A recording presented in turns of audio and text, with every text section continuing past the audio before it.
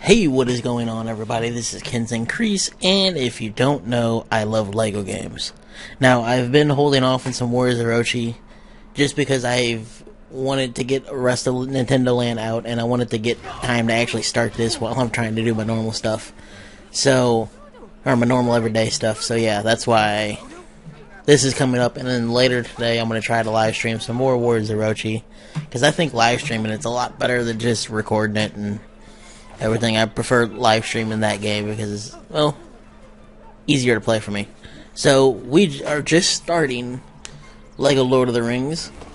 I actually did the tutorial, which is pretty much what happened during the war with man, elves, teaming up and fighting Sauron, I think it is. I hope I did that right, because I'm going to tell you this, if you don't know, I can't pronounce names right. But at the same time, I love this game. I like the movies. I haven't had a chance to read the books yet. I heard they're 10 times better, but I'm gonna eventually sit down and try to read through them.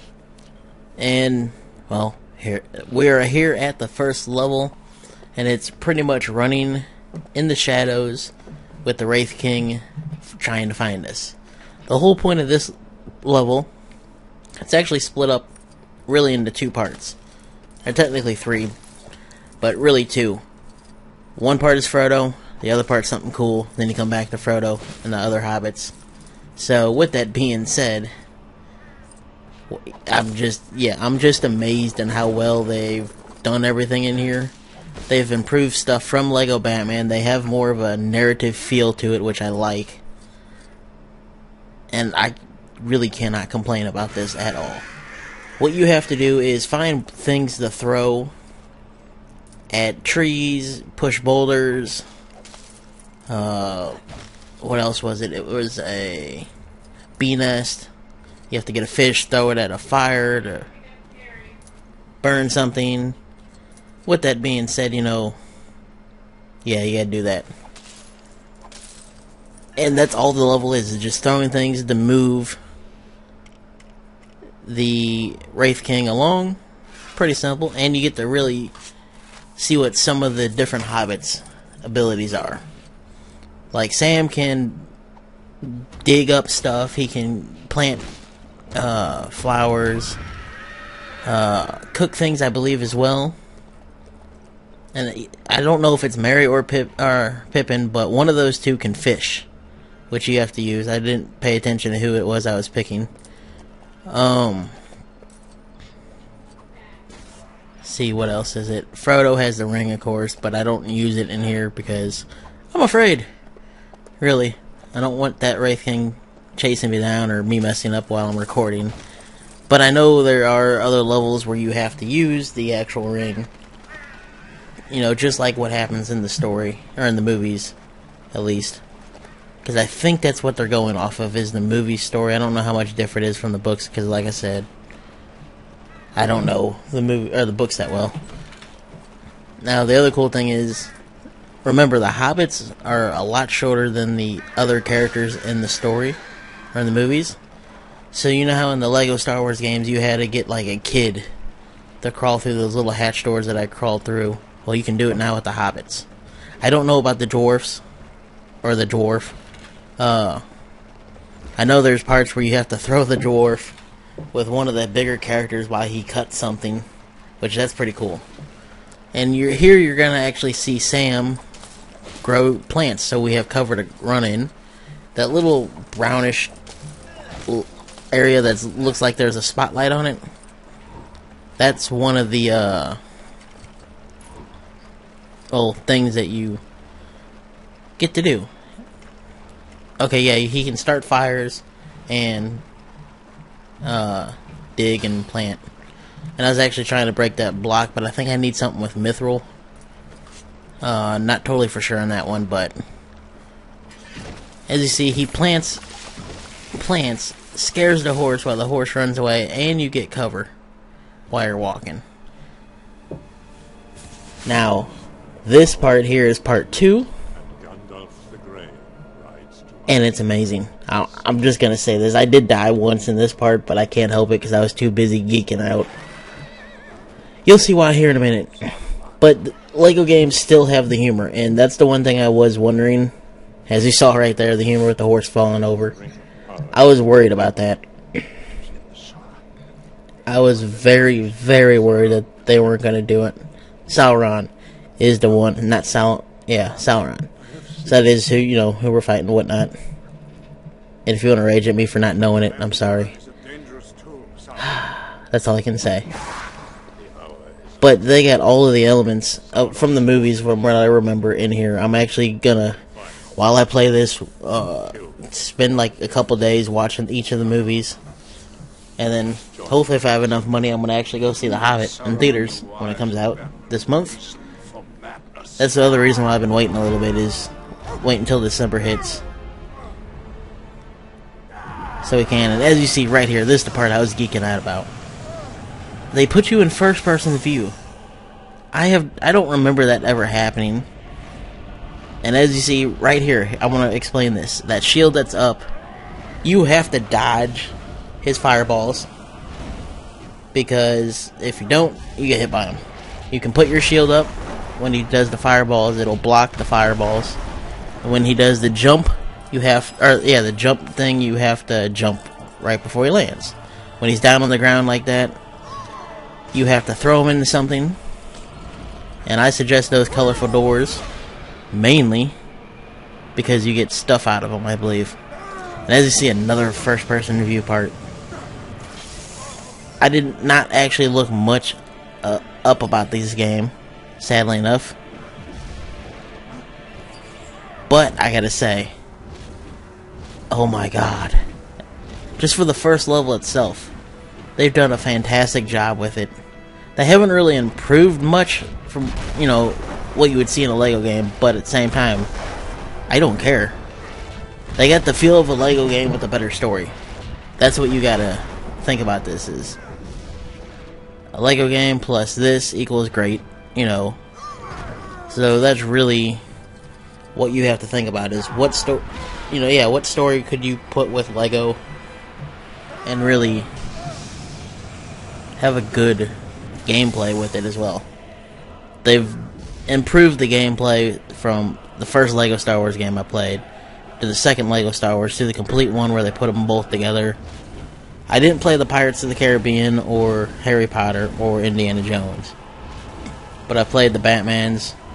I'm wanting a Marvel one to come out, and now I'm playing this one. And I gotta say, the core gameplay stays the same, but the little tidbits and the puzzles and everything they add together are really fun. And as you see, he's doing a lot more of the jumping, which you have to jump over yourself. Then you just grab him and throw him again. And you see, I'm trying to throw him into that window again, but you gotta actually just throw him into the door.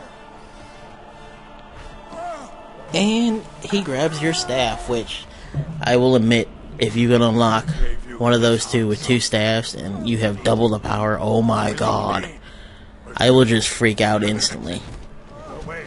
But at the same time, they have the lines in the movie, like I was saying before, and they got the humor, and as you saw, they put the line, and they kind of put the part where he's hurting them looking a little friendlier, I guess you would say. Now, the save points, I believe, are the kings of men. I believe that's what that is. And here I'm playing, I don't remember who, I think it's Mary. I could be wrong. I most likely am wrong. It's either Mary or Pippen, one of the two. But you have to pick blocks up, which this is one of the new features they added. You have an inventory system with your Hobbits, which I like that a lot. I think that is a very nice feature that they added to it. And now actually I'm switching back over to Frodo and pushing that boulder. And that's one of the things that you get to do multiple times to scare off that thing and give you more cover.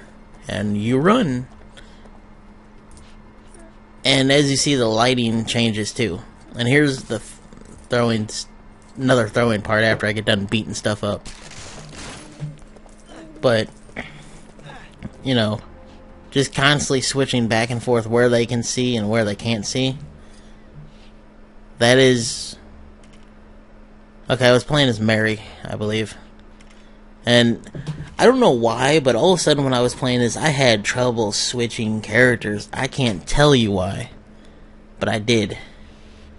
But, you know, got switched over. If you have trouble with that, just take your time and go a little bit slower. That's really what I gotta say. And just press B, you don't have to hold it to interact. And bam, there's your flower. Now, I will state with this, you can't jump with Sam, it looks like. I had trouble trying to figure it out. I think it's only this level. But you have to walk up that little hill that I walked up, and now I'm walking down. And don't forget to beat up every little thing that you can to become a true adventurer. That is the only thing I gotta say about that. Now, this part right here was a little bit trickier because I didn't realize what I had to do. And I switched over to Mary. He can fish. And you have a little mini game of fishing, which I believe it's only 3 buttons you have to press whenever that fishing thing gets right on top of the button. Now, I am playing with a 360 controller on PC, so my controls will show you with the controller.